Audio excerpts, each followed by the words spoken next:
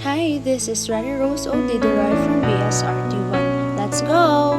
There are many peculiar and out of the ordinary aspects that separate the folk culture or popular culture of the Philippines from the cultures of other countries.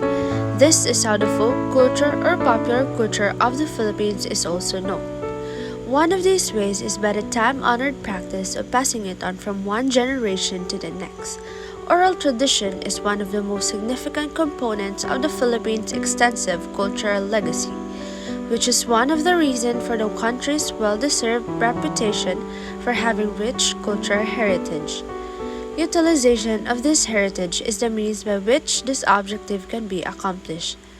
This adds validity to the assumption that oral transmission is used to pass on stories, songs, and a variety of other cultural activities from one generation to the next, because each new generation adds its own one-of-a-kind interpretation and flavor to the countless traditions that have been passed down through the generations. The culture as a whole is incredibly diverse and rich in terms of material that it contains. People have a lot of various reasons for why they should become more familiar with the folklore and popular culture of the Philippines. In the Philippines, they have a lot of different things. Several of these causes are as follows. Due to the fact that it is first and foremost a cultural tradition that is exceptionally rich and varied, it may provide something useful to each and every person. The second advantage is that it is a good opportunity to research one's family history and lineage, which is something that a lot of people are interested in doing. There are a lot of individuals that are interested in doing this. There is a good possibility that this will throw some light in the situation. Thirdly, it is a wonderful opportunity to gain an appreciation for the diversity of various civilizations and to broaden one's knowledge of diverse cultures.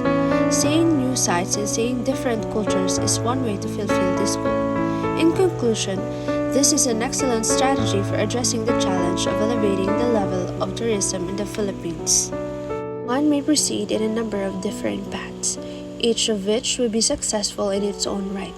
In order to promote Philippine popular culture or Philippine folk culture, these are both terms that refer to the same thing. It is probable that it will be disseminated using a variety of social media networks, such as Facebook, Twitter, or Instagram. This is one of the outcomes that could take place. You could also talk about it in posts or articles that you write for your website or blog. This is yet another way you might take. You might also opt to disseminate the information using more traditional forms of media, such as written word, radio, or television.